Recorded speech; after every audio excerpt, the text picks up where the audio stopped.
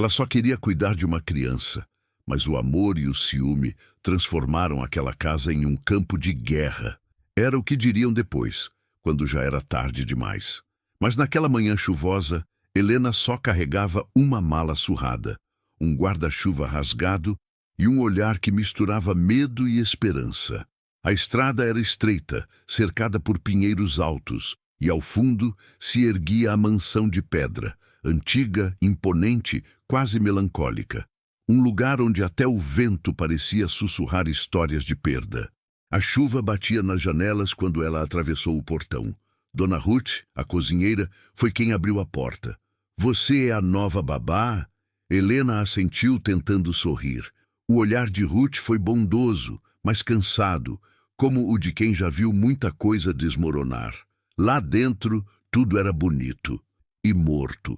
As paredes cobertas por retratos, o cheiro de madeira e silêncio, um piano fechado, um corredor comprido iluminado por velas. O tipo de corredor em que a gente sente que o ar pesa diferente. No topo da escada, ele, Eduardo, jovem, alto, expressão fria, vestia luto não apenas na roupa escura, mas no olhar que carregava. Um homem que havia parado no tempo. "Seja bem-vinda", disse com voz baixa. "Meu filho está no quarto, no fim do corredor. Ele não fala desde que a mãe morreu. Foi tudo, nenhum sorriso, nenhum gesto de acolhida. Apenas instruções e distância." Helena respirou fundo. Ela já havia cuidado de crianças antes, mas nunca em uma casa como aquela, onde a tristeza era quase um morador a mais. Enquanto caminhava até o quarto, passou pela governanta Marta, uma mulher de meia idade, olhar duro, postura impecável. "Se precisar de algo, peça a mim. E lembre-se, aqui, silêncio é respeito", disse, sem olhar diretamente para ela. Era como uma advertência. Naquele primeiro dia, Helena não imaginava que seria ali, naquele corredor frio e silencioso, que sua vida mudaria para sempre. Nem que aquele mesmo homem, fechado em seu luto, um dia a olharia como se visse a própria redenção. Nem que os olhos cheios de dor daquela governanta esconderiam o veneno que colocaria todos de joelhos. O menino, pequeno, de uns 6 anos, estava encolhido na cama. Ao vê-la, não falou. Apenas segurou com força um boneco de pano e se virou para a parede.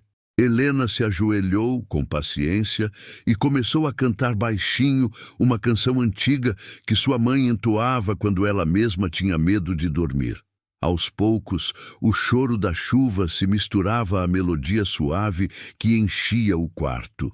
Dona Ruth, observando da porta, enxugou uma lágrima disfarçada com o avental. Naquele instante, pela primeira vez em muito tempo, a casa parecia respirar, mas a mansão não gostava de paz. A cada janela aberta, um olhar desconfiado de Marta. A cada sorriso de Eduardo, um silêncio mais pesado no coração da governanta. E quando a luz começa a entrar em um lugar que viveu tanto tempo nas sombras, algo ou alguém sempre tenta apagá-la. Helena, sem perceber, acendeu o que ninguém mais acreditava ser possível: a esperança. E isso era perigoso demais para quem vivia do controle. A governanta começou a vigiar seus passos, suas conversas, cada gesto que trocava com o patrão. Eduardo, mesmo tentando negar, sentia algo novo quando a via brincar com o filho. Uma ternura esquecida, uma paz que o assustava. Mas o amor, quando nasce em meio à culpa, também é uma chama que queima. Certa noite, o menino teve febre. Helena passou horas ao lado dele, trocando panos frios, orando baixinho. Quando Eduardo abriu a porta e viu aquela cena, o filho adormecido no colo da babá e ela exausta, com os olhos marejados, algo dentro dele se quebrou. Ele não disse nada. Apenas ficou parado, observando, como se tivesse encontrado a cena que seu coração esperava ver há muito tempo. Do outro lado da escada, Marta observava. O rosto rígido tremia de raiva. A mulher que ela julgava inferior, a forasteira, começava a tomar o lugar que ela esperava ocupar há anos, não no trabalho, mas no coração daquele homem. E foi ali que o amor ferido deu lugar ao ódio. Nos dias seguintes, Helena notou o clima mudar. Sussurros nos corredores, olhares cruzados, portas que se fechavam quando ela passava. Eduardo se tornava mais distante, tentando conter o que sentia. E Marta, agora unida ao administrador da casa, o Sr. Álvaro, um homem frio e ambicioso, começou a planejar algo que destruiria tudo. Um golpe que misturaria mentira, inveja e traição, e transformaria o corredor da mansão em um caminho de humilhação e lágrimas. Mas antes que tudo desabasse, você precisa entender uma coisa. O que estava prestes a acontecer não era apenas uma injustiça, era um teste de fé, um espelho daquilo que muitos já viveram. Ser julgada por aquilo que não fez, ser esquecida por quem mais acreditava, ser ferida por tentar amar. E você, já sentiu que o mundo te condenou sem ouvir sua verdade? Me conta aqui nos comentários. Se já foi culpado por cuidar demais, então essa história é para você. Comente seu nome e de onde você assiste, deixe o seu joia e se inscreva no canal. Isso me ajuda muito a trazer mais histórias como essa. Histórias de fé, recomeço e justiça. Porque às vezes o tribunal da vida começa dentro da própria casa. E foi ali, naquele corredor frio, que o destino de Helena começou a ser escrito. A chuva fina ainda caía quando Helena desceu do ônibus. O vento cortava a pele e fazia o lenço velho que cobria seus cabelos bater contra o rosto. A mala que carregava parecia mais pesada do que realmente era, como se ali dentro não estivessem apenas roupas, mas todas as tentativas de recomeço que a vida já lhe havia negado. A estrada de terra levava a uma casa imensa, de janelas altas e portões de ferro cobertos por era. O casarão parecia um retrato antigo que o tempo não quis colorir. O som distante dos sinos da cidade misturava-se ao trovão. Quando o portão se abriu, o eco metálico do ferro anunciou que, a partir dali, nada seria leve. Dona Ruth, a cozinheira, foi quem a recebeu. Enxugava as mãos no avental, enquanto observava Helena com um olhar misto de curiosidade e ternura. "Então, é você, a moça nova?" "Sim, senhora. Disseram que o patrão precisava de alguém para o menino." "Precisar ele precisa, mas não sabe disso ainda", suspirou Ruth. "Entre, menina, que aqui fora o frio corta até pensamento." Atravessar aquele portão era como entrar num outro mundo. O hall principal da casa cheirava a madeira envelhecida e perfume antigo. Havia quadros nas paredes, todos sérios, frios, como se os rostos pintados ali tivessem aprendido a não sorrir. O corredor principal era estreito, iluminado por candelabros, e o chão rangia a cada passo. No topo da escada surgiu Eduardo, jovem, mas com o peso de quem já viveu demais. A barba por fazer, o paletó escuro, os olhos fundos. Um homem que não dormia há muito tempo e que talvez nem soubesse mais o que era sonhar. "A senhora é a nova babá?" perguntou, sem expressão. Helena assentiu, sem conseguir encarar diretamente aqueles olhos. "Meu filho está no quarto ao fundo do corredor. Não fala desde que a mãe morreu. Você deve ser discreta." "Sim, senhor. A governanta Marta vai lhe mostrar o resto." E virou-se, sem mais uma palavra. A presença dele deixava um rastro de silêncio, como se cada movimento fosse feito com cautela para não acordar fantasmas. Helena seguiu a governanta. Marta, de rosto magro e olhar severo, vestia-se de preto e andava ereta, como se o chão lhe devesse respeito. "Aqui, cada um sabe seu lugar", disse sem olhar para trás. "O patrão valoriza a ordem, e ordem começa com obediência." "Eu entendo, senhora." "Espero que sim." As outras babás não duraram muito. A frase ficou suspensa no ar, cortante. Quando chegaram ao quarto da criança, Helena sentiu um nó na garganta.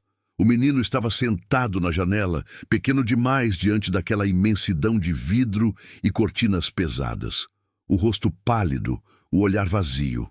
"Bom dia", ela disse com voz suave. Ele não respondeu. Apenas se encolheu e virou o rosto. No criado mudo, um retrato da mãe, jovem, linda, com um sorriso sereno. O tipo de sorriso que deixa saudade até em quem nunca viu de perto. Helena abaixou o olhar, respeitando o luto que pairava ali como névoa. Ele não fala com ninguém, disse Marta, fria. Desde o enterro, nenhuma palavra. Helena se ajoelhou perto da cama. Tudo bem, sussurrou. Quando quiser falar, eu vou estar aqui. A governanta suspirou com desprezo e saiu, batendo a porta. Nos dias que seguiram, Helena aprendeu o peso do silêncio. O relógio marcava as horas com lentidão. As janelas permaneciam fechadas. O som da vida se resumia ao tilintar de talheres no jantar e às passadas firmes de Marta pelos corredores. Eduardo comia pouco, falava menos. Passava as tardes no escritório, cercado por papéis, tentando fingir que ainda havia propósito em comandar uma fazenda que já não o interessava. Às vezes, da cozinha, Helena o ouvia tocar piano, uma melodia lenta, quase um lamento. Ruth, a cozinheira, tornou-se sua única companhia. Sabe, menina, dizia enquanto cortava legumes, desde que a dona morreu, essa casa nunca mais viu o sol. O patrão anda como quem carrega o mundo nas costas, e a governanta, bom, essa vive de olho em tudo, menos no espelho. Helena sorria de leve, mas por dentro sentia o peso da solidão alheia. À noite, no quarto simples que ficava nos fundos, ela escrevia num caderno velho. As pessoas aqui não dormem. Elas apenas esperam o tempo passar. Certa manhã, ao levar o café do menino, ela encontrou o quarto vazio. O coração disparou. Desceu as escadas correndo e o encontrou no jardim, descalço, molhado de orvalho, com o olhar perdido nas flores murchas. Você vai pegar um resfriado, disse, ajoelhando-se ao lado dele. Ele não respondeu, mas quando ela estendeu o casaco para envolvê-lo, ele não recuou. Do alto da sacada, Eduardo observava a cena. Por um instante, o semblante endurecido cedeu. Viu a ternura, a coragem e algo mais, algo que o fazia lembrar o tempo em que ainda acreditava que o amor podia curar. Marta, atrás dele, apertou as mãos com força. O senhor devia manter distância pelo bem da casa.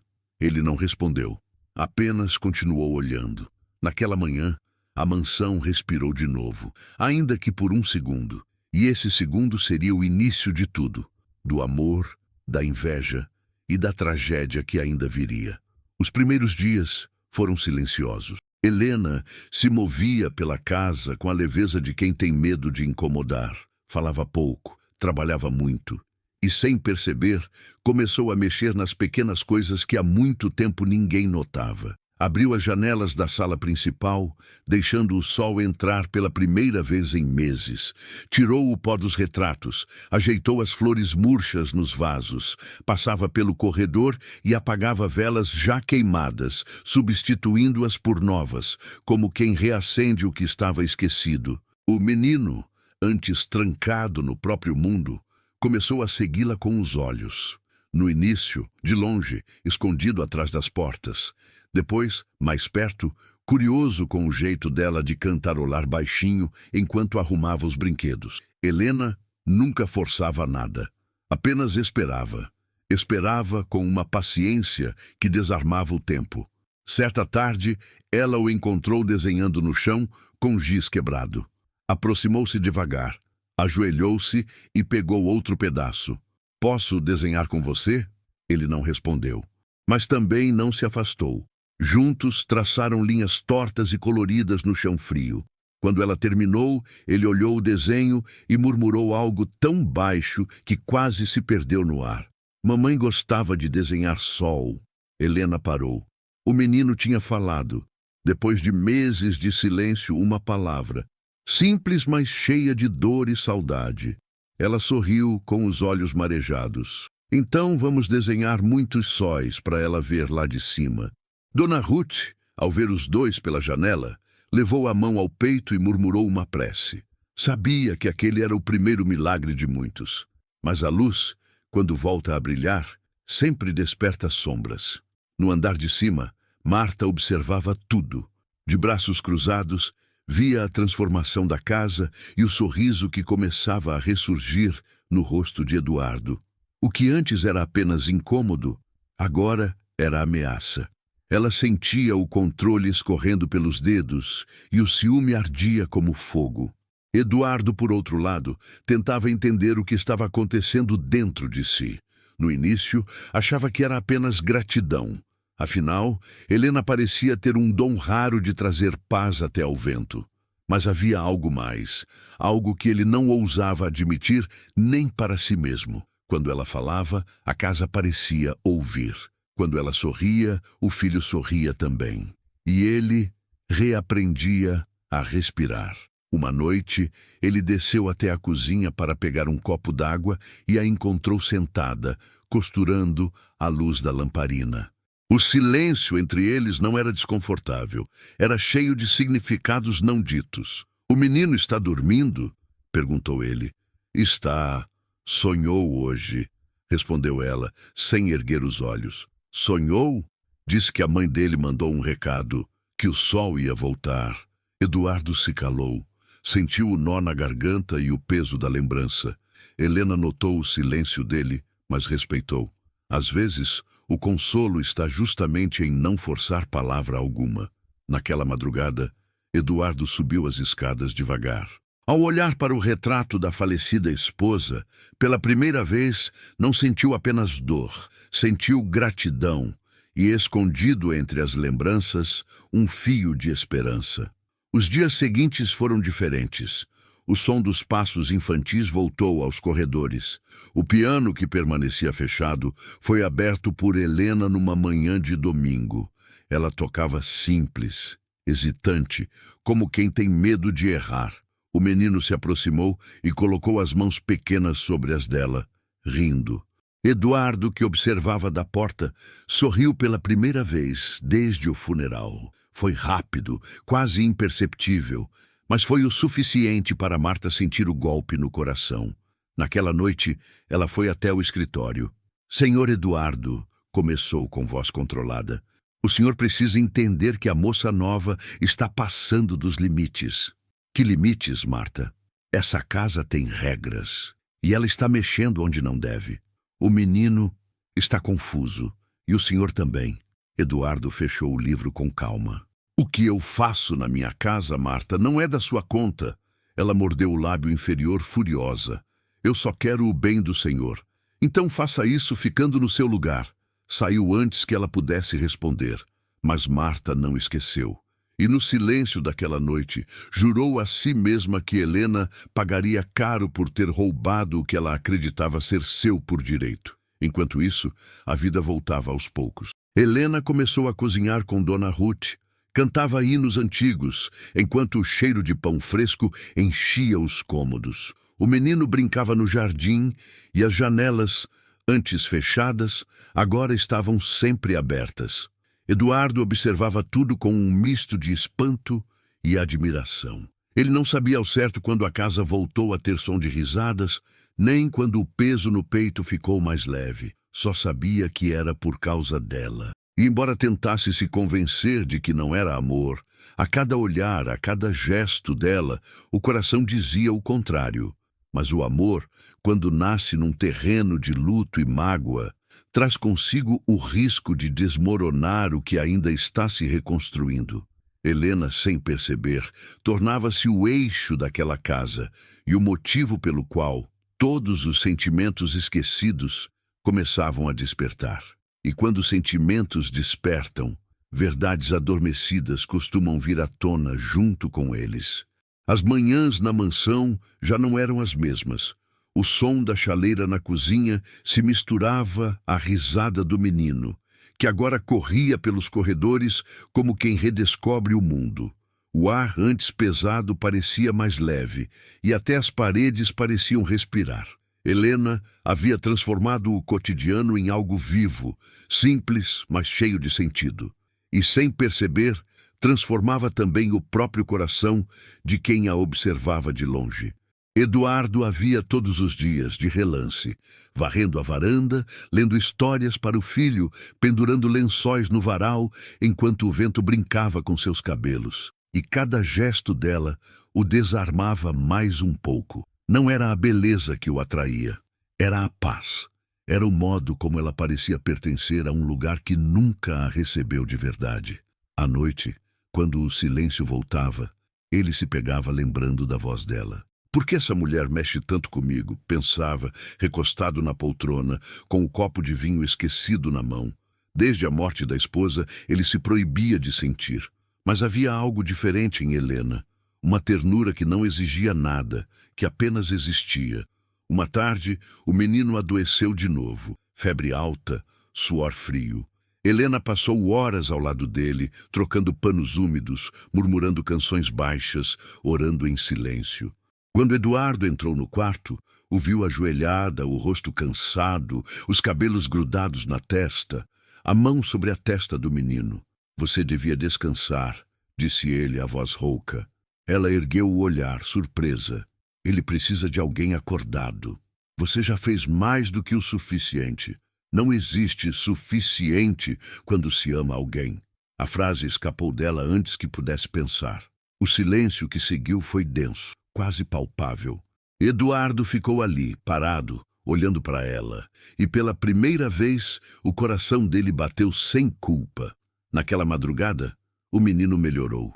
Helena adormeceu na poltrona, e Eduardo, sem perceber, ficou observando-a dormir. Havia uma luz fraca entrando pela janela, iluminando o rosto sereno dela. E ele se deu conta de que já não conseguia imaginar aquela casa sem sua presença.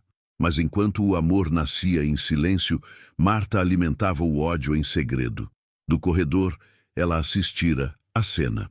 Os olhos dela, frios e cheios de lágrimas contidas, brilhavam como vidro quebrado. O ciúme, antes sutil, agora queimava por dentro. Ela vai destruir essa casa, sussurrou para si mesma. No dia seguinte, o clima parecia diferente. Marta começou a dar ordens diretas à babá, mais ríspidas, como se quisesse marcar território. Deixe as flores onde sempre estiveram, dizia.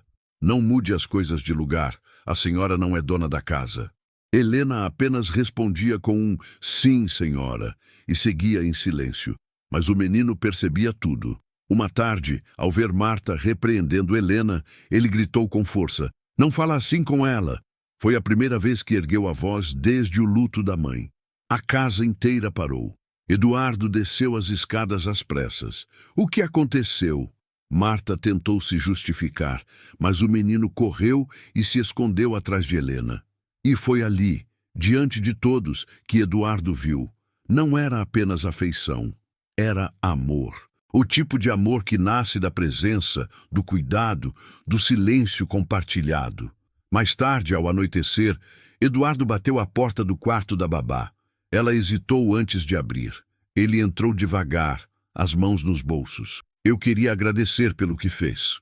Eu não fiz nada, senhor. Fez. Trouxe meu filho de volta para mim. Trouxe vida para essa casa. Ela abaixou o olhar. Eu só fiz o que qualquer um faria. Não, disse ele com firmeza. Ninguém mais faria assim. O silêncio voltou. Ele deu um passo à frente. Helena. Ela ergueu o olhar confusa, e o nome dela soou diferente vindo da voz dele.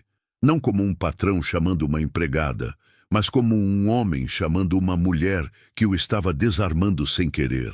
Os olhos se encontraram, e por um instante o mundo lá fora pareceu parar.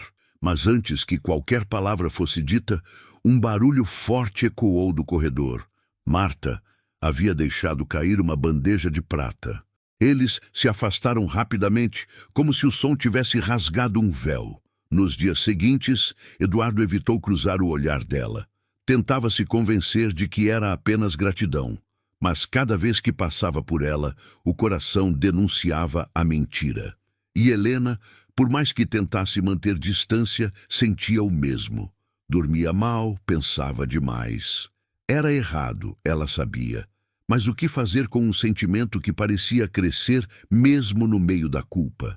Enquanto isso, Marta se aliava ao administrador, Álvaro. Entre olhares e cochichos, um plano começava a nascer, um que traria vergonha, dor e destruição. Porque quando o amor ameaça o poder dos que vivem da intriga, eles sempre escolhem a mentira como arma.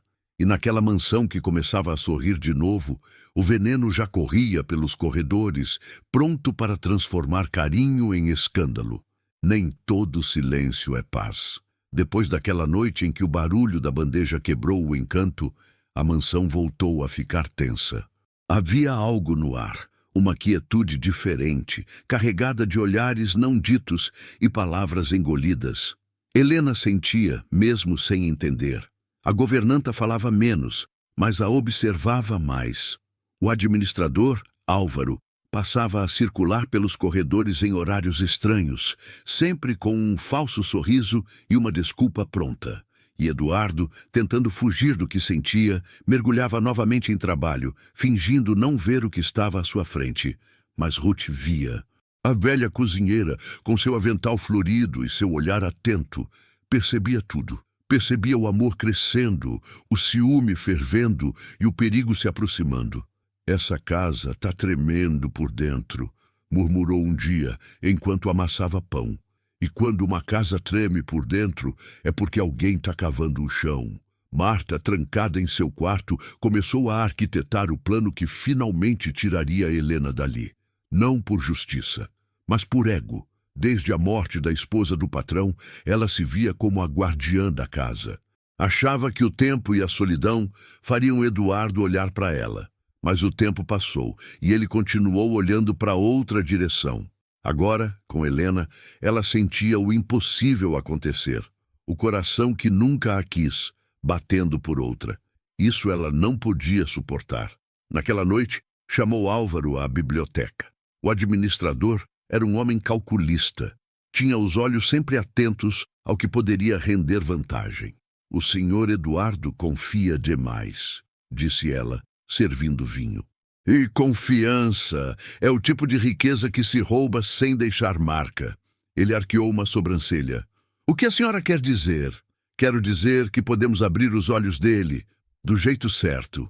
Enquanto o vento batia nas janelas, Marta falou baixo, escolhendo as palavras como quem mistura veneno em um copo d'água.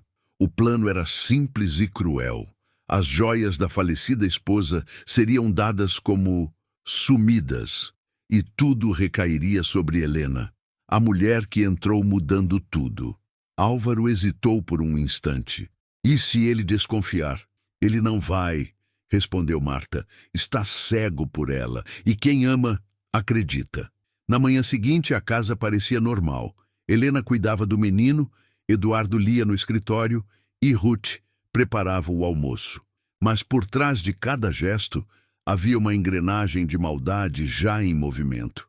Marta começou o ataque devagar, como quem prepara o terreno. Espalhava frases sutis pelos corredores. "Essa moça nova é diferente, né? O patrão confia demais em quem mal chegou. Dizem que ela já trabalhou em outras casas e saiu sem dar muita explicação." O veneno era delicado, quase invisível, mas eficaz. A dúvida, uma vez plantada, cresce sozinha. Helena começou a sentir os olhares. Os criados cochichavam quando ela passava. O administrador sorria de canto e Marta fingia preocupação. Até o menino notou. "Por que eles estão te olhando assim?" perguntou inocente. "Nada, meu amor. É só o vento que anda fazendo barulho demais", respondeu ela, tentando esconder a inquietação. Mas o vento trazia tempestade. Numa tarde chuvosa, enquanto Helena ajudava Ruth na cozinha, Marta entrou apressada, fingindo nervosismo. "O cofre", disse ofegante. "O cofre do senhor Eduardo foi arrombado." Helena se virou pálida. "Como assim? As joias da senhora sumiram." E só uma pessoa tinha a chave da despensa onde a cópia do cofre ficava guardada. Os olhares se voltaram para ela. Helena sentiu o chão sumir sob os pés. "A senhora acha que eu não acho nada, minha filha", respondeu Marta com voz suave. "Só digo o que é fato." Eduardo chegou logo depois, confuso, sem entender. Álvaro o esperava com uma feição controladamente preocupada. Senhor, encontramos isto, disse, mostrando uma pequena caixa de veludo dentro da gaveta do quarto de Helena. E lá estavam, reluzindo na penumbra, as joias desaparecidas. Helena levou as mãos ao rosto, sem conseguir respirar. Isso é mentira! Alguém colocou aí! Mas as palavras pareciam fracas diante do brilho frio do ouro. Eduardo ficou parado, imóvel, o coração em choque.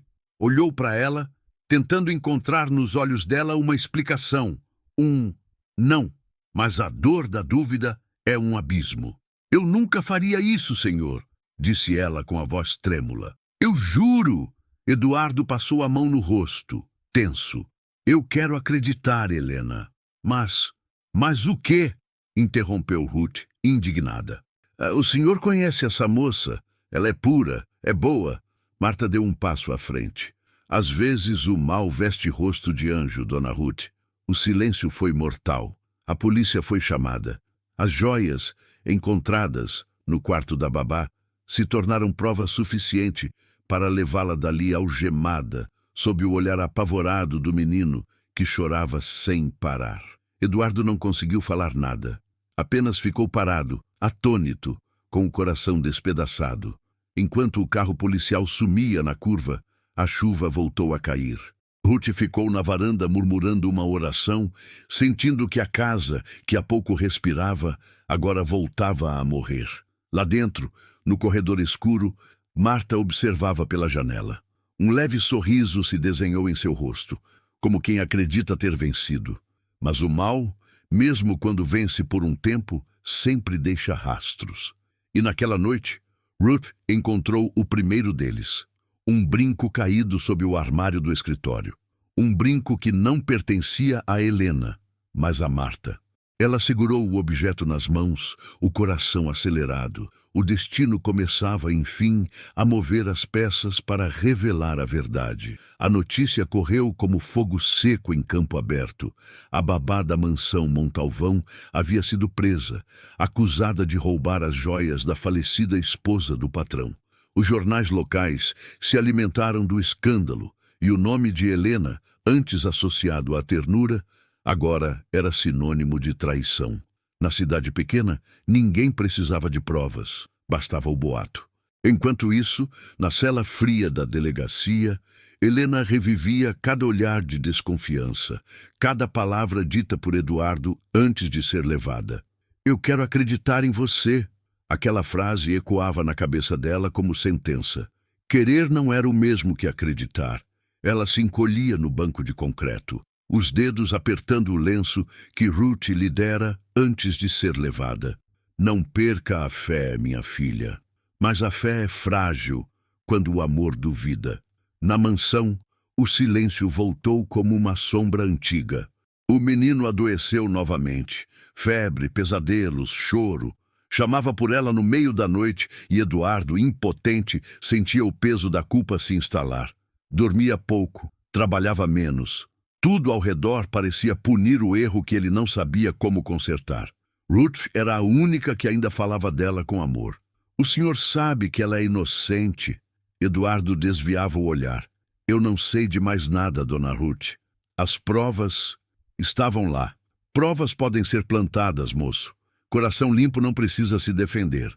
Mas o orgulho, aliado à dor, fazia dele prisioneiro do próprio medo de errar. E enquanto tentava se convencer de que fez o certo, a casa afundava junto com ele. Marta fingia preocupação. O senhor precisa descansar. Tudo vai se resolver logo. Mas no fundo sorria, satisfeita com a distância que agora existia entre eles.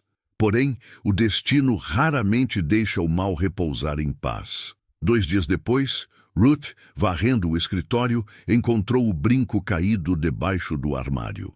Pequeno, dourado, antigo, parte de um par que vira centenas de vezes nas orelhas de Marta. O coração da velha senhora disparou. Pegou o objeto com mãos trêmulas, o escondeu no bolso e subiu as escadas devagar, como quem carrega dinamite no avental. Bateu à porta do patrão. Eduardo estava sentado à mesa, papéis espalhados, a cabeça baixa. O senhor precisa ver isso, disse ela, colocando o brinco sobre a mesa.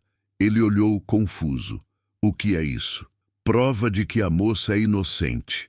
Respondeu Ruth firme. Eu achei no escritório. A Marta vive com esse par desde que o marido dela morreu. Eduardo pegou o brinco, observou de perto. O sangue gelou. As lembranças vieram como um raio. A pressa de Marta, o nervosismo disfarçado, o falso cuidado. Tudo começou a fazer sentido. Tem certeza, Ruth? Mais do que nunca, senhor. A moça foi vítima de armadilha. Eduardo levantou-se num salto, o coração batendo forte. Pegou o sobretudo, as chaves do carro e saiu sem dizer mais nada. Ruth ficou parada à porta, murmurando. Vai atrás dela, moço, antes que a vergonha vire arrependimento eterno. Na delegacia, o advogado de Eduardo já aguardava com os documentos. Em poucas horas, Helena seria levada ao tribunal para a audiência de custódia. O escândalo ganhava contornos maiores. A cidade inteira queria ver o patrão traído e a criada ladra frente a frente. O salão do tribunal estava cheio. Helena, pálida, de cabeça erguida, entrou escoltada. Eduardo já estava lá, de pé, ao lado do promotor. Os olhos dele procuraram os dela, mas ela desviou. Havia dor demais e amor demais, misturados no mesmo olhar. O juiz iniciou a sessão. O promotor falava de provas, do flagrante, da confiança quebrada. Helena permanecia em silêncio, as mãos entrelaçadas, a respiração contida. Até que a voz de Ruth ecoou da porta. Mentira! Gritou, abrindo passagem entre as pessoas. É tudo mentira! A sala se virou. Ela caminhou até o centro, o rosto marcado pelo tempo e pela coragem. Achei isso no escritório do patrão, disse, erguendo o brinco. E sei de quem é. Da Marta. Um murmúrio percorreu o salão. Marta, que estava ao fundo, empalideceu. Eduardo olhou para ela e bastou o olhar para que o castelo de mentiras começasse a ruir. O juiz pediu silêncio. A senhora está dizendo que a funcionária Marta plantou as provas? Estou dizendo que ela e o administrador armaram tudo. E posso provar. Minutos depois, 2 policiais chegaram à mansão. Dentro do armário de Álvaro, encontraram o restante das joias, embrulhadas em panos finos, prontas para serem vendidas.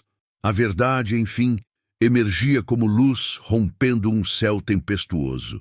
De volta ao tribunal, Helena chorava em silêncio. Eduardo se aproximou, as palavras presas na garganta. Me perdoa, disse, baixo, a voz embargada. Eu fui covarde. Ela ergueu o olhar e nos olhos dele havia arrependimento. Sim, mas também amor.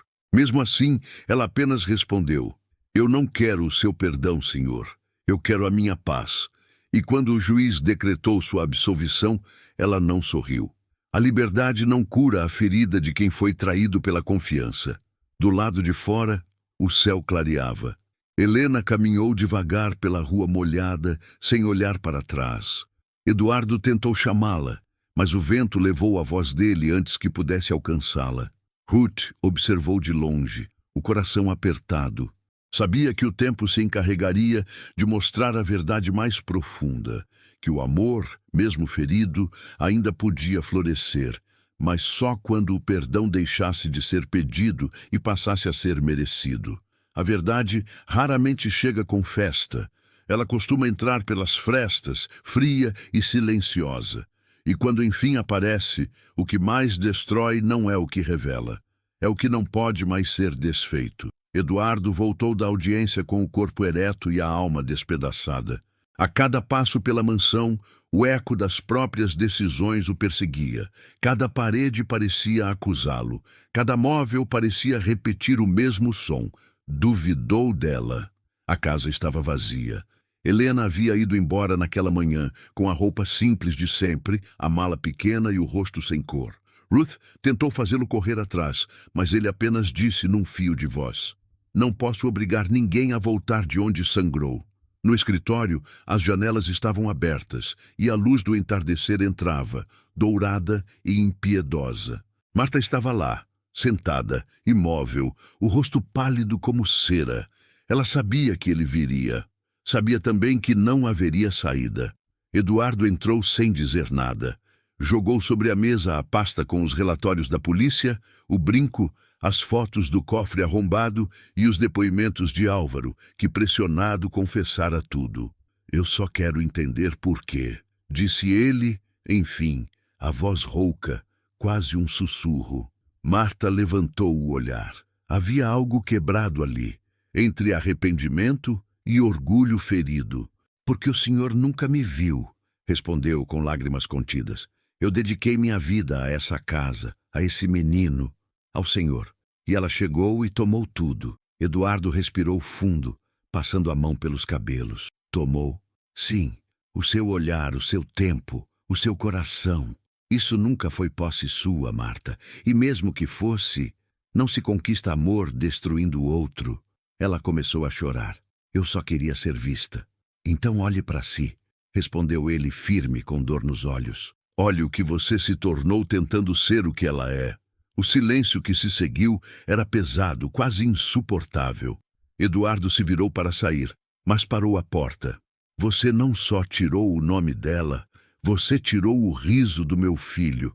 E saiu, deixando Marta desabar sozinha, o choro misturado ao som distante das folhas, batendo na janela. Naquela mesma noite, Ruth levou um prato de comida para Álvaro, que estava detido na pequena cadeia da cidade. O homem parecia diferente, sem a arrogância, sem o cinismo. Quando ela o encarou, ele abaixou o olhar. Tudo começou com dinheiro, dona Ruth, disse a voz embargada. Mas acabou virando medo. Medo da Marta, medo do patrão, medo de mim mesmo. O medo é um bom começo para mudar, respondeu a velha, deixando o prato e virando as costas. Mas arrependimento sem reparo é só remorso bonito. No dia seguinte, o portão da mansão ficou aberto. Eduardo mandou dispensar os empregados. Queria silêncio. Queria entender o que restava, quando tudo o que era sólido se desmanchava. O menino corria pelo jardim e ele o observava de longe, o coração apertado. Papai, ela volta? Perguntou o garoto. Eduardo engoliu seco. Eu não sei, meu filho. Mas ela não é má. Eu sei, respondeu com a voz falhando. Eu sei. E foi ali, vendo o filho brincar sozinho, que ele entendeu o que havia perdido. Não era apenas Helena. Era o que ela fazia com a casa, com eles, com ele mesmo. Era a vida. A presença dela tinha transformado aquele lugar, e agora que se fora, a ausência parecia gritar. Ao cair da noite, ele foi até o quarto onde ela dormia. Nada havia mudado. A colcha simples, a cadeira ao lado da janela, o vaso com uma flor já murcha. Sobre a mesa, um bilhete dobrado. Abriu com as mãos trêmulas. Não guardo ódio, só cansaço. O amor não sobrevive onde há dúvida. Cuide dele, do menino. E se um dia o Senhor olhar para mim sem medo, talvez Deus permita que eu o veja de novo. As letras eram firmes, mas o papel estava manchado. Uma lágrima, talvez. Eduardo apertou o bilhete contra o peito e, pela primeira vez, chorou. Chorou de culpa, de arrependimento, de amor não vivido. Do lado de fora, Ruth observava da porta, em silêncio. Agora sim, a casa está aprendendo a sentir, murmurou. Enquanto isso, longe dali, Helena caminhava pela estrada de terra com a mala nas mãos e o coração dividido. Atrás dela, o sol se punha, tingindo o céu de vermelho. Não havia raiva, só dor. E em meio à dor, uma estranha certeza. Às vezes, é preciso ir embora para que o outro aprenda a ficar. A verdade, enfim, havia vencido. Mas a verdade não traz de volta o tempo. E no coração de quem amou, a justiça vem tarde. E dói igual. O tempo passou, mas o som da porta se fechando naquela manhã nunca deixou de ecoar dentro dele. A casa, que antes respirava com o riso do menino e a voz suave de Helena, agora parecia um corpo sem alma. Nada havia mudado nos móveis, mas tudo havia mudado dentro das pessoas. Eduardo andava pelos corredores e sentia o ar pesado, como se cada parede o observasse. Ruth fazia o possível para manter o lar vivo. As cortinas abertas, o cheiro de pão fresco, o menino bem alimentado, mas o brilho do lugar tinha ido embora junto com ela. Mesmo o sol parecia diferente. Entrava pelas janelas, mas não aquecia. Às vezes, ele parava diante do quarto vazio de Helena. A colcha permanecia dobrada no mesmo canto, a janela entreaberta, a cadeira ligeiramente virada para o jardim, como se ela ainda fosse aparecer a qualquer momento. Mas o silêncio era tudo o que voltava. Nas primeiras semanas, ele tentou se convencer de que fez o que pôde. Depois, tentou acreditar que o tempo traria esquecimento, mas não trouxe. Trouxe apenas o peso de cada segundo em que ele duvidou de quem nunca lhe deu motivo para duvidar. E o pior castigo não era a culpa, era a ausência.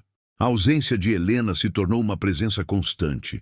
Ele ouvia a voz dela quando o menino chorava, via o sorriso dela nas manhãs em que o sol entrava por entre as folhas. Era como se a casa inteira o lembrasse, todos os dias, do que ele perdeu por medo de confiar. O menino crescia, mas falava pouco. Às vezes, desenhava a figura de uma mulher de vestidos simples e cabelos soltos, ao lado de um sol enorme. Quando Eduardo perguntava quem era, ele respondia, a moça da luz. E Eduardo virava o rosto sem conseguir conter as lágrimas. Ruth, silenciosa, observava tudo com o olhar de quem sabe que o amor não morre. Apenas espera o momento certo de florescer de novo. Certa noite, enquanto servia o jantar, falou sem levantar os olhos. O senhor já tentou se perdoar? Eduardo suspirou. Não sei nem por onde começar. Então comece reconhecendo que ainda a ama. Ele ficou em silêncio. Não respondeu, mas também não negou. Depois que Marta foi embora da cidade e Álvaro foi condenado, nada mais pareceu ter o mesmo peso. Os dias passaram, os meses correram e a vida seguiu. Pelo menos era o que parecia. Até que um dia, uma carta chegou. Vinha de um abrigo distante, com o nome de Helena, escrito à mão no canto do envelope. Eduardo ficou imóvel por alguns segundos antes de abrir. Dentro, um pequeno bilhete e uma fotografia. Ela, cercada de crianças, sorrindo como ele nunca a vira sorrir. E uma frase. A dor me ensinou que às vezes a gente precisa ser arrancado de um lugar para florescer em outro. Ele segurou a foto por muito tempo. Era como se o tempo parasse. Ruth, que observava da porta, perguntou baixinho. E agora, senhor? Eduardo respondeu sem desviar o olhar da imagem. Agora eu entendo o que o silêncio queria dizer. Nos dias que seguiram, ele começou a mudar. Deixou o escritório, passou a cuidar do jardim, a brincar com o filho. O menino, ao vê-lo sorrir, disse um dia, papai, parece que ela voltou. Eduardo se ajoelhou e respondeu, de certo modo, sim, quando a gente ama de verdade, a pessoa nunca vai embora de todo. Mas o amor, quando é verdadeiro, sempre pede mais. Pede reparo, coragem, reencontro. E numa manhã de céu limpo, Eduardo tomou a decisão que vinha adiando há meses. Iria procurá-la, não por culpa, mas por necessidade de alma. Enquanto arrumava as malas, olhou uma última vez para o corredor da mansão. O mesmo corredor onde, meses antes, Helena havia sido levada entre acusações e lágrimas. Agora, o mesmo espaço parecia pedir perdão. Ruth o acompanhou até a porta com o olhar marejado. Vai atrás dela, moço. O amor que Deus escreve não se rasga, só se reescreve. Eduardo assentiu, fechou o casaco e seguiu em direção ao carro. O menino acenava da janela, o vento balançando suas roupas. E enquanto o portão se abria, a mansão parecia suspirar. Pela primeira vez, o som não era de dor, era de esperança. Ele pegou a estrada de terra, o mesmo caminho por onde Helena partira. O sol nascia atrás das montanhas, e a poeira do chão se misturava com o brilho dourado da manhã. A viagem seria longa, mas havia algo novo em seu peito. Não mais o peso da culpa, mas o impulso de quem decidiu fazer o que devia ter feito desde o início. Acreditar. A estrada parecia não ter fim. O carro de Eduardo avançava devagar, levantando uma poeira dourada que se misturava ao brilho do sol da manhã. Cada curva, cada árvore, parecia parte de uma penitência silenciosa. No banco do passageiro, o envelope com a foto dela. a mesma imagem que ele já decorara linha por linha. Helena sorrindo, cercada de crianças em um jardim simples. A legenda no verso: Lar Esperança, onde o que foi quebrado aprende a recomeçar. Quando chegou, o som das vozes infantis veio primeiro. Risadas, cantigas, o farfalhar de roupas no varal. Eduardo parou o carro, respirou fundo e por um instante pensou em voltar. Mas a culpa e o amor são forças parecidas. Ambos empurram a gente na direção daquilo que dói. Entrou pelo portão devagar, o casaco sobre o braço, os passos pesados. O abrigo era simples. Paredes descascadas, chão de terra batida, flores plantadas em latas de tinta reaproveitadas. E ali, no meio do pátio, estava ela. De costas, penteava o cabelo de uma das meninas, o sol batendo nos fios, criando uma auréola dourada. Eduardo parou, sem voz. Por um instante, apenas ficou ali, observando. O tempo pareceu se dobrar. O mesmo gesto, a mesma calma de quem nasceu para cuidar. Helena percebeu a sombra dele se projetando no chão e se virou. Os olhos se encontraram. Por alguns segundos, o mundo inteiro se calou. Ela não sorriu. Ele também não falou. Mas os olhos disseram tudo o que os lábios ainda não tinham coragem. Helena levantou-se devagar. "O que o senhor está fazendo aqui?" perguntou, tentando esconder o tremor na voz. "Procurando algo que perdi", respondeu ele. "E acho que encontrei." Ela desviou o olhar, o coração disparado. "Eu não sou mais quem o senhor conheceu." "Ainda bem", disse ele, dando um passo à frente, "porque eu também não sou mais quem duvidou." O silêncio entre eles era espesso, quase sagrado. As crianças curiosas olhavam de longe, cochichando. Helena respirou fundo, tentando conter as lágrimas. "O senhor veio em busca de perdão?" "Não", respondeu ele com honestidade. "Vim pedir uma segunda chance para provar que posso merecê-lo." Ela abaixou a cabeça, mexendo nas mãos, como fazia quando estava nervosa. "O que foi destruído, às vezes não se reconstrói, mas pode florescer diferente", completou ele. "E eu não quero reconstruir o que tivemos. Quero cuidar do que ainda pode nascer." Essas palavras tocaram algo profundo nela. Durante meses, tentou apagar o rosto dele da memória. Mas o amor verdadeiro é como raiz. Quanto mais se tenta arrancar, mais fundo ele se fixa. Um vento suave soprou, levantando o pó do chão. Helena o olhou, enfim, e naquele olhar havia dor, mas também fé. "Sabe o que mais me feriu, Eduardo? Diga, não foi o que o mundo disse de mim, foi o que o senhor acreditou." Ele baixou os olhos, tomado por vergonha. "Eu sei, e carrego isso todos os dias. Então carregue até aprender o peso", respondeu ela, firme, mas com ternura. Por um momento pensou em se afastar, mas o menino surgiu correndo pelo pátio. Ruth havia trazido a criança de surpresa. "Papai!" gritou ele sorrindo. "Eu disse que ela estava viva." Helena se ajoelhou, emocionada. O garoto a abraçou com força e ela chorou, escondendo o rosto nos cabelos dele. Eduardo observava a cena, os olhos marejados. Aquela era a imagem mais pura de perdão que ele poderia testemunhar. Ruth apareceu atrás, segurando uma cesta de pães. "Eu disse que Deus não fecha a porta, só muda a direção", murmurou sorrindo. Helena levantou-se. "Ele ainda precisa de uma mãe. E eu ainda preciso aprender a perdoar. Talvez seja o começo." Eduardo se aproximou devagar e apenas respondeu: "O começo é tudo o que eu peço."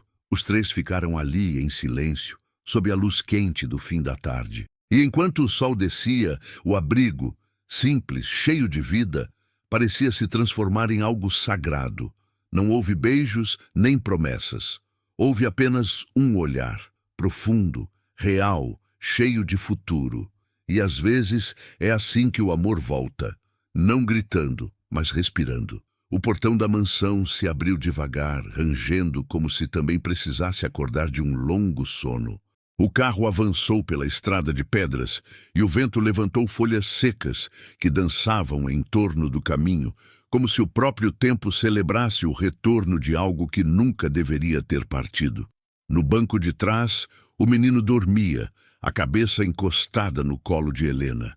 Ela observava a casa ao longe, o coração apertado. Os muros eram os mesmos, as janelas as mesmas, mas havia uma diferença sutil, a ausência de medo. Desta vez, ela voltava por escolha.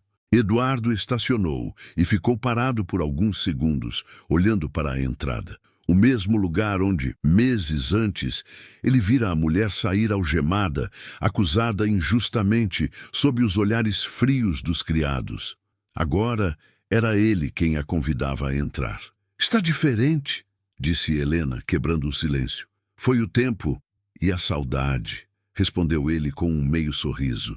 Ruth veio até o portão, enxugando as mãos no avental.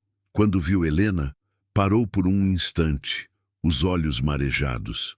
"Eu sabia", disse emocionada. "Eu sabia que o amor de verdade sempre encontra o caminho de volta." O menino acordou e correu até ela. "Dona Ruth", ela voltou. A velha cozinheira o abraçou e depois segurou as mãos de Helena. "Bem-vinda de volta para casa, minha filha." Aquela palavra, casa, bateu fundo no peito de Helena. Por tanto tempo, aquele lugar tinha sido o símbolo da sua dor. Agora, pela primeira vez, soava como abrigo. Lá dentro tudo parecia respirar diferente. As cortinas abertas deixavam entrar o sol. O perfume de flores vinha do jardim, e o retrato da antiga senhora, a esposa falecida de Eduardo, estava adornado com um novo arranjo de rosas brancas. Era como se até a memória daquela mulher, antes intocável, abençoasse o recomeço. Helena caminhou até o salão principal. As lembranças voltaram com força. O dia do escândalo, o olhar dos empregados, as palavras duras. Por um instante, quis sair. Mas o menino segurou sua mão e disse baixinho: "A casa está feliz porque você voltou." Eduardo observava da porta, em silêncio. "Eu não trouxe você para trabalhar", disse, aproximando-se. "Trouxe porque aqui é o seu lugar." Ela o olhou com cautela, tentando entender o que ele realmente queria dizer. "E o que vai pensar o mundo?" perguntou, com voz suave. "O mundo pensou demais quando te condenou. Agora é a nossa vez de calar o mundo com o que é certo." Essas palavras quebraram a última muralha entre eles.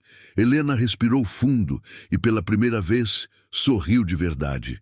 Não aquele sorriso tímido de quem se defende, mas o de quem se reconhece. Ruth, da cozinha, observava tudo e murmurou baixinho: "Até as paredes estão sorrindo." Nos dias que seguiram, a mansão voltou a ter vida. Helena cuidava das flores, das refeições e das crianças do vilarejo que vinham aprender a ler com ela. Eduardo, mais leve, voltava a tocar piano nas noites frias, algo que não fazia desde a morte da esposa. E o menino, agora radiante, corria pelos corredores rindo alto, sem medo, sem silêncio. A governanta Marta nunca mais foi vista. O administrador cumpria pena e a vila já sabia da verdade. Mas, curiosamente, ninguém falava mais sobre o escândalo. Falavam apenas da mulher que, mesmo ferida, voltou e, ao voltar, curou. Numa manhã, Helena colocava flores no parapeito da janela quando o menino apareceu com uma folha de caderno. "Fiz um desenho." Ela sorriu. "Deixa eu ver." No papel estavam 3 figuras de mãos dadas. O menino, um homem e uma mulher. Acima, um sol enorme. E no canto, uma frase escrita com letras tortas: "Família é quando o coração mora no mesmo lugar." Helena olhou o desenho e sentiu as lágrimas descerem silenciosas. Eduardo se aproximou e a envolveu num abraço. "Ele só desenhou o que todos nós já sabíamos." Ela encostou a cabeça no peito dele e respondeu: "O amor não apaga o que aconteceu, mas ensina a perdoar o que a dor tentou destruir." Do lado de fora, o sino da capela da fazenda tocou.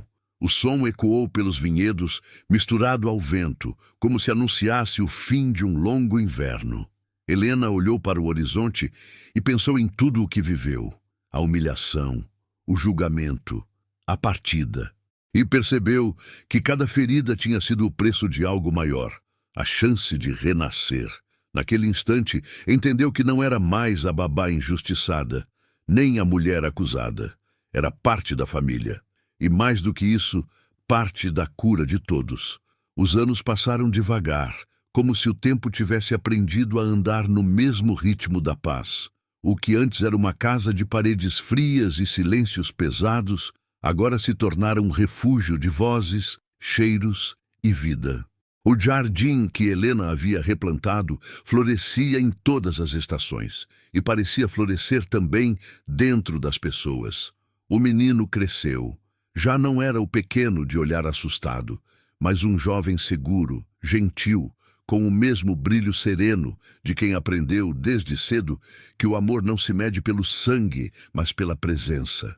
Era ele quem agora ensinava as crianças do vilarejo a ler, no mesmo salão onde Helena um dia alfabetizara os filhos de empregados e camponeses. Eduardo envelheceu, mas de um jeito bonito, como quem se reconciliou com a vida. As rugas em seu rosto eram suaves, e os olhos, antes marcados pela culpa, agora tinham o brilho de quem finalmente entendeu o significado do perdão. Ele costumava dizer, nas tardes de sol, a gente passa metade da vida tentando ser forte, e a outra metade aprendendo a ser humano. Helena, por sua vez, era o coração de tudo, não apenas da casa, mas da vila inteira.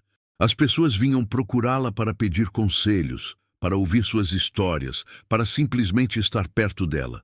Diziam que havia algo na voz dela, uma calma que curava sem precisar tocar. E talvez fosse isso mesmo. O dom que um dia o mundo chamou de maldição era, na verdade, o dom de amar sem medo. No centro do jardim, ao lado das roseiras, Eduardo mandou erguer um pequeno banco de madeira. Ali, Helena gostava de sentar no fim da tarde, com uma xícara de chá nas mãos, observando o pôr do sol. As cores do céu, laranja, rosa, dourado, se refletiam nas janelas da mansão, que agora pareciam mais vivas do que nunca. Certa tarde, o menino, já adulto, trouxe uma placa de metal envolta em pano. "É uma surpresa", disse sorrindo. Helena abriu o embrulho e, ao ler, sentiu os olhos se encherem d'água. Na placa estava gravado: "Aqui dormiu a mulher que ensinou uma casa a sentir." Ela sorriu, passando os dedos sobre as letras. "Eu não ensinei nada, só amei." "E isso, Helena", respondeu Eduardo, vindo por trás dela, "é o que o mundo mais precisa aprender." Ficaram ali, os três, o pai, o filho e a mulher que os uniu, assistindo o dia se despedir. O som distante dos sinos da capela ecoava como uma prece silenciosa. As crianças corriam pelo jardim, rindo, e o vento carregava o cheiro doce das flores. Helena fechou os olhos por um instante e lembrou-se de tudo: o medo, o preconceito, a injustiça, o julgamento, o amor. Tudo havia servido a um propósito, o de transformar o sofrimento em semente. E ela entendeu, com o coração leve, que nem todas as prisões têm grades. Algumas têm nomes, culpas e lembranças, mas o perdão é a chave que abre todas. Nessa mesma noite, durante o jantar, Eduardo pediu silêncio por um momento. "Quero agradecer a Deus", disse ele, "por ter permitido que o amor voltasse para essa casa e por ter me ensinado, através de você, Helena, que às vezes o que o mundo teme é exatamente o que ele envia para curar." As palavras pairaram no ar e ninguém se atreveu a responder. Helena apenas sorriu, com os olhos marejados. Era como se toda a dor tivesse finalmente encontrado seu sentido. Alguns anos depois, quando Helena partiu serenamente, a vila inteira se reuniu no jardim. As crianças que ela ensinara trouxeram flores, e o sino da capela tocou devagar. Eduardo, já de cabelos brancos, colocou a mão sobre o coração e sussurrou: "Você não se foi, só se espalhou." E de certa forma era verdade, porque o amor dela ficou em tudo, nas flores que insistiam em brotar, no perfume do pão fresco de Ruth, no riso das crianças e até no jeito como o vento balançava as cortinas ao entardecer. A mansão, antes símbolo de dor, agora era o lar onde todos queriam estar. E na parede da sala principal, um retrato. Helena sorrindo com o sol batendo no rosto. Abaixo, uma inscrição: A mulher que transformou o impossível em fé. Enquanto o sol se punha mais uma vez, uma voz suave parecia ecoar pelos corredores. Tudo o que foi feito com amor permanece. E assim, o amor que um dia foi julgado, humilhado e esquecido, se tornou eterno. Não porque venceu o tempo, mas porque aprendeu a perdoar o passado. Porque às vezes, o que o mundo teme é exatamente o que Deus envia para curar. Se essa história tocou o seu coração, deixe o seu joia, inscreva-se no canal e ative o sino das notificações. Isso ajuda a trazer mais histórias. Compartilhe aqui o seu comentário e diga: o amor sempre vence. Nos vemos na próxima história.